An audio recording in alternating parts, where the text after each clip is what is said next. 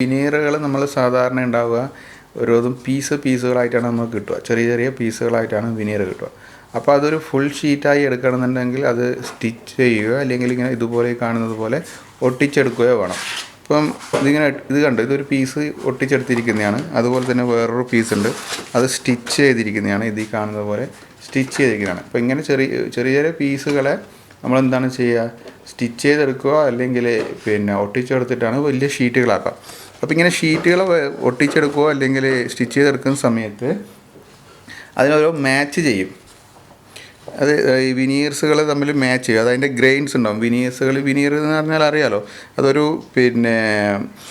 Natural പ്രൊഡക്റ്റാണ്. വുഡിൽ നിന്ന് ഇതായി എടുക്കുന്ന ഷീറ്റുകളാണ് വിനീർ എന്ന് പറയുക. അത് നാച്ചുറലും ഉണ്ട്, ആർട്ടിഫിഷ്യൽസും ഉണ്ട്.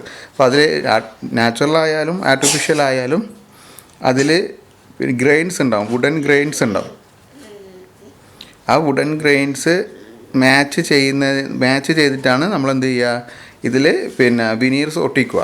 ഓക്കെ, അപ്പോൾ അതിൽ നമുക്ക് പലതരത്തിലുള്ള ഈ ഗ്രെയിൻസ് പലതരത്തിൽ ഇങ്ങനെ മാച്ച് ചെയ്യും. അതിന് നമ്മൾ ഓരോ പേരിലാണ് അറിയപ്പെടുക. ഓക്കെ, അപ്പോൾ ഈ കാണുന്ന ഇതിനെ ഇങ്ങനെ മാച്ച് ചെയ്ത് വെക്കുന്നതിനെയാണ് ഹെറിക് ബോൺ മാച്ച് എന്ന് പറയുക. ഇത് ഈ കാണുന്നതിനെയാണ് ഹെറിക് ബോൺ മാച്ച് എന്ന് പറയുക. അതായത് ഈ ഗ്രെയിൻസിനെ ഇങ്ങനെ ഒരു ഇൻക്ലൈൻ ഫോമിൽ വെച്ച് നമ്മൾ ജോയിൻ ചെയ്തെടുക്കുന്നതാണ് ഹെറിക് ബോൺ മാച്ച് എന്ന് പറയുക. അതുപോലെ തന്നെ ഈ ഒരു പീസിനെ, അതായത് ഈ ഒരു പീസ് കാണുന്നത് നിങ്ങൾക്ക് മനസ്സിലാവും. കണ്ടോ, ഇതിൻ്റെ ഗ്രെയിൻസ് നിങ്ങൾക്ക് കാണാം. ഈ ഗ്രെയിൻസ് ഇതൊരു ഗ്രെയിൻസ്, അതേ ഗ്രെയിൻസിനെ ഫ്ലിപ്പ് ചെയ്തിട്ട് ഈ ഭാഗത്തും വരുന്നതായിട്ട് നിങ്ങൾക്ക് കാണാം. ഇതിനെ നമുക്ക് ബുക്ക് മാച്ച് ഗ്രെയിൻസ് എന്നാണ് പറയുക. അതേ സെയിം ഗ്രെയിൻസ് ഫ്ലിപ്പ് ചെയ്ത് മാച്ച് ചെയ്തെടുക്കുന്നതിനെയാണ് ബുക്ക് മാച്ച് എന്ന് പറയുക. ഇത് ഈ ഗ്രെയിൻസ് തന്നെ തിരിച്ച് ഇതേപോലെ ഇങ്ങോട്ട് വരുന്നതും കാണാം. അതാണ് ബുക്ക് മാച്ച് എന്ന് പറയുക, ബുക്ക് മാച്ച് എന്ന് പറയാം.